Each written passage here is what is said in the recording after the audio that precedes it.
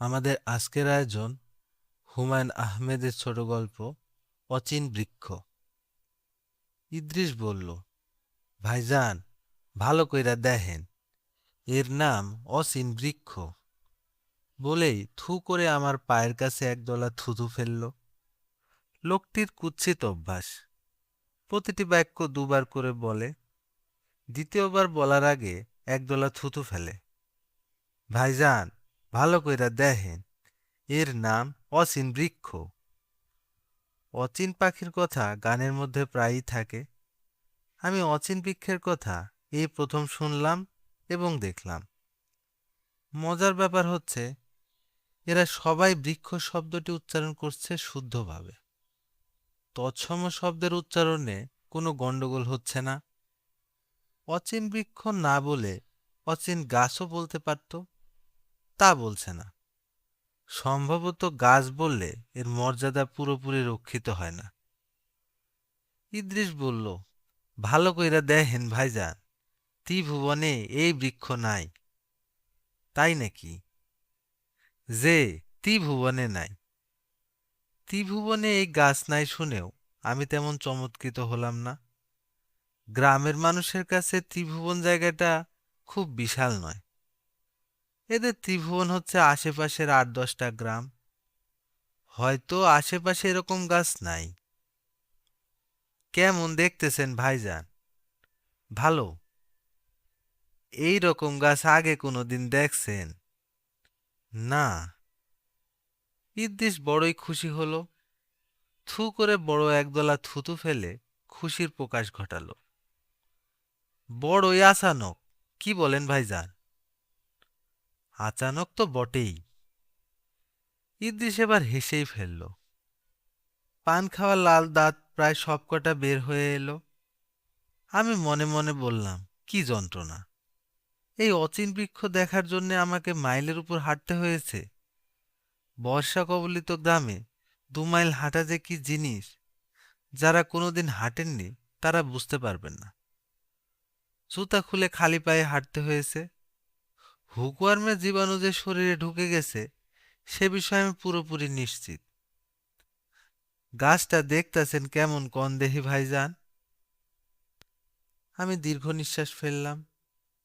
এরা শুধু গাছ দেখিয়ে খুশি নয়, প্রশংসাসূচক কিছু শুনতে চায়। আমি কোনো বৃক্ষপ্রেমিক নই। সব গাছ আমার কাছে একরকম মনে হয়। আশেপাশের মানুষদেরই আমি চিনি না, গাছ চিনব কি করে? মানুষজন তাও কথা বলে, নিজেদের পরিচিতি করার চেষ্টা করে। গাছেরা তেমন কিছুই করে না।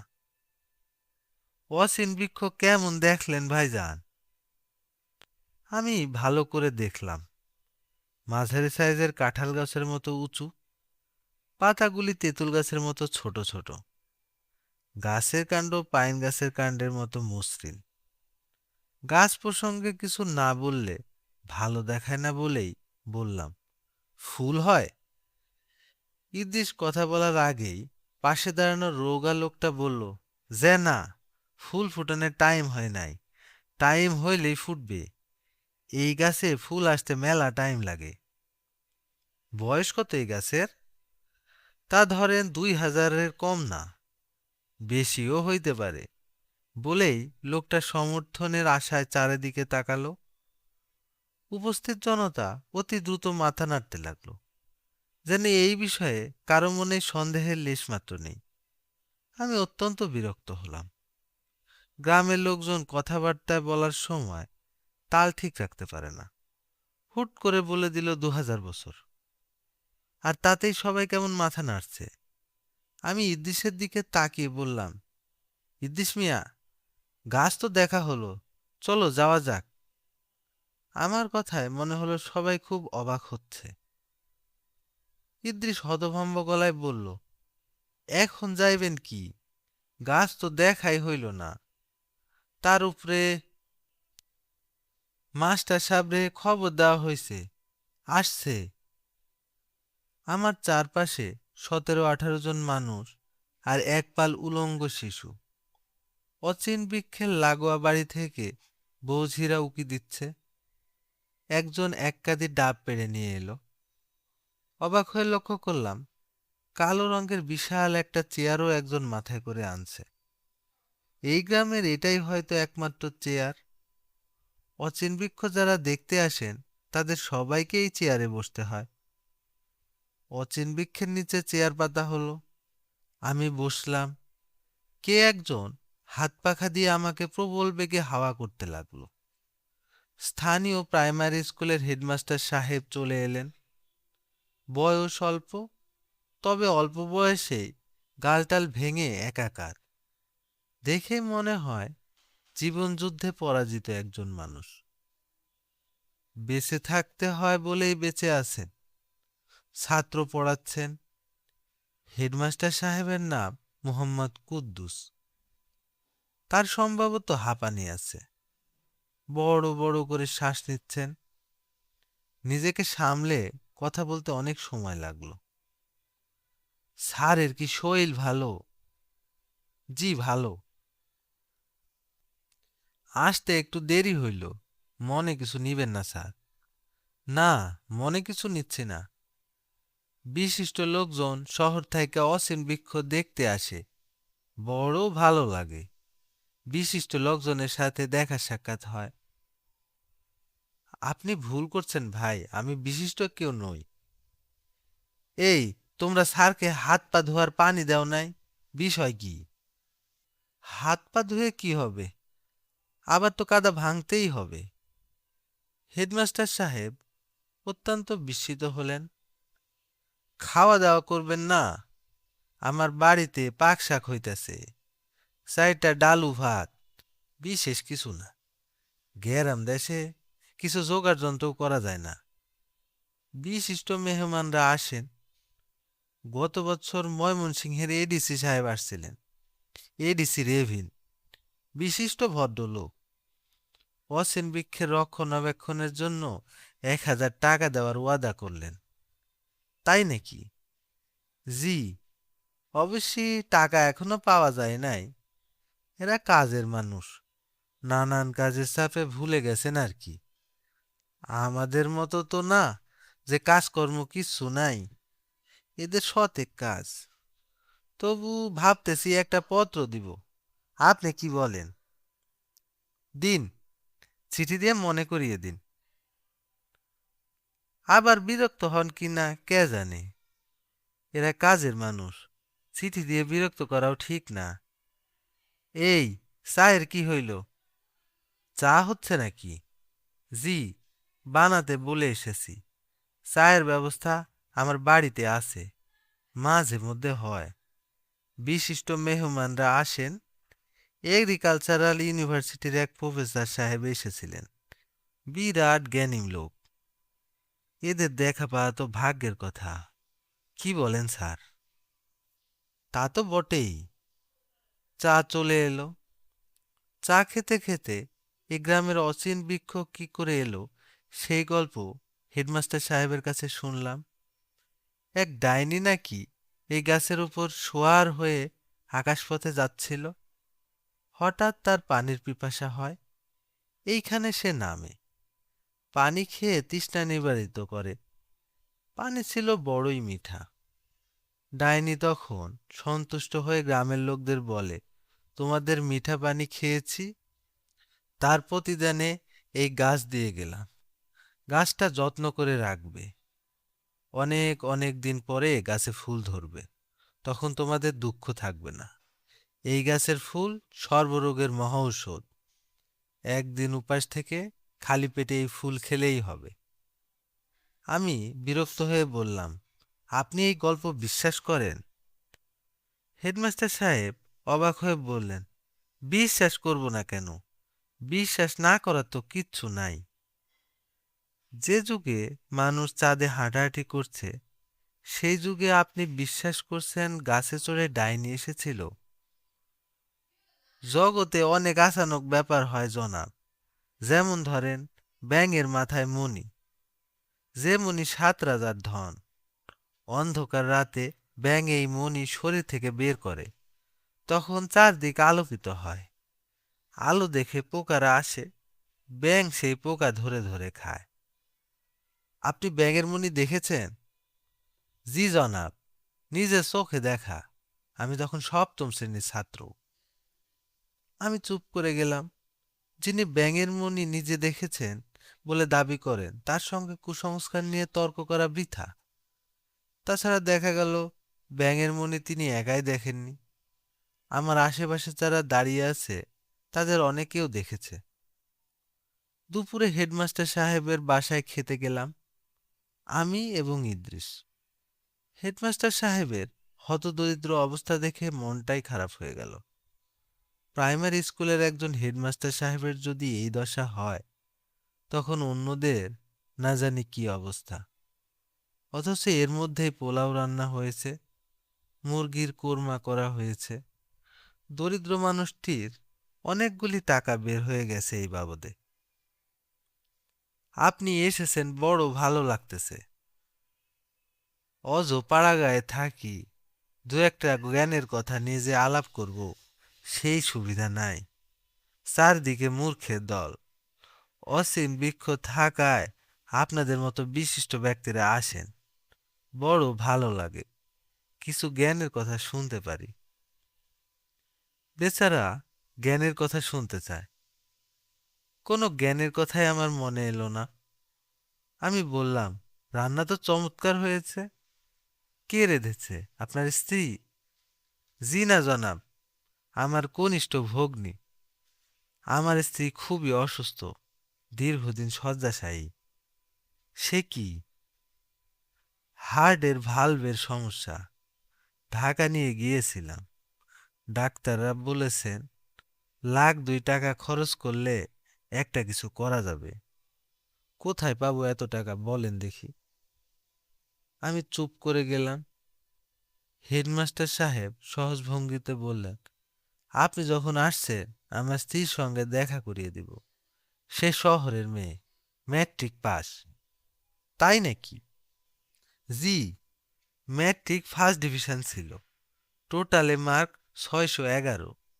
জেনারেল অঙ্কে পেয়েছে 76। আর 4টা নম্বর হলে লেটার হতো। হেডমাস্টার সাহেব দীর্ঘ নিঃশ্বাস ফেললেন। ওর আবার লেখালেখির শখ আছে। বলেন কি? শরীরটা যখন ভালো ছিল তখন কবিতা লিখত। তাই মূর্খের জায়গায় কবিতার মতো জিনিস কে বুঝবে বলেন? আপনি আসছেন, দু একটা পড়ে দেখবেন। জি, নিশ্চয়ই পড়ব। মহসিন সাহেব বলে এক ভদ্রলোক এসেছিলেন। তিনি একটি কবিতার কপি করে নিয়ে গিয়েছিলেন। বলেছিলেন অনেক পত্রিকার সাথে তার যোগাযোগ আছে, ছাপিয়ে দিবেন। ছাপা হয়েছে? হয়েছে নিশ্চয়। কবিতাটা ভালো ছিল, নদীর উপরে লেখা। পত্রিকা টত্রিকা তো এখানে কিছু আসে না, জানার উপায় নাই।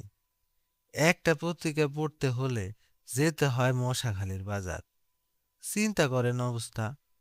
শেখ সাহেবের মৃত্যুর খবর পেয়েছি 2 দিন পরে। বুঝলেন অবস্থা? অবস্থা তো খারাপ বলেই মনে হচ্ছে। ও, অসীম বৃক্ষ থাকায় দুনিয়ার সাথে যোগাযোগ আছে। আসেন ভাই সাহেব, আমার স্ত্রীর সঙ্গে একটু কথা বলেন। সে শহরের মেয়ে, ময়মনসিংহ শহরে পড়াশোনা করেছে। আমি অস্বস্তি বোধ করতে লাগলাম। অপরিচিত অসুস্থ একজন মহিলার সঙ্গে আমি কি কথা বলবো? ব্যাপার দেখে মনে হচ্ছে অচিন বৃক্ষ দেখতে যারা আসেন তাদের সবাইকে এই মহিলার সঙ্গে দেখা করতে হয়। মহিলার সঙ্গে দেখা হলো। মহিলা না বলে মেয়ে বলাই উচিত। 19-20 বেশি বয়স হবে না। বিছানার সঙ্গে মিশে আছে। মানুষ নয়, যেন মিশরের মমি। বিশিষ্ট অতিথিকে দেখে তার মধ্যে কোনো প্রাণচাঞ্চল্য লক্ষ্য করা গেল না, তবে বিড়বিড় করে কি যেন বলল। হেডমাস্টার সাহেব তার মুখের কাছে ঝুঁকে পড়লেন। পরক্ষণে হাসি মুখে বললেন, আপনাকে সালাম দিচ্ছে। আমি কি বলবো ভেবে পেলাম না। কিছু একটা বলতে হয়, অথচ বলার মতো কিচ্ছু পাচ্ছি না। মেয়েটি আবার বিড়বিড় করে কি যেন বলল। হেডমাস্টার সাহেব বললেন, রেনু বলছে আপনার খাওয়া দাওয়ার খুব কষ্ট হলো। ওর কথা আর কেউ বুঝতে পারে না, আমি পারি। আমি বললাম, চিকিৎসা হচ্ছে তো, নাকি এমনি রেখে দিয়েছেন? হেডমাস্টার সাহেব এই প্রশ্নের জবাব দিলেন না। মেয়েটি বিড়বিড় করে আবারও কি যেন বলল। হেডমাস্টার সাহেব বুঝিয়ে দিলেন, ও জিজ্ঞেস করছে অসীম বৃক্ষ দেখে খুশি হয়েছেন কিনা। আমি বললাম, হয়েছি, খুব খুশি হয়েছি। মেয়েটি বলল, ফুল ফুটলে আরেকবার আসবেন, ঠিকানা দিয়ে যান। ফুল ফুটলে আপনাকে চিঠি লিখবে। মেয়েটি এই কথাগুলি বেশি স্পষ্ট করে বলল। আমার বুঝতে কোনো অসুবিধা হলো না। আমি বললাম, আপনি বিশ্রাম করুন, আমি যাই। হেডমাস্টার সাহেব আমাকে এগিয়ে দিতে যাচ্ছিলেন। আমি রাজি হলাম না।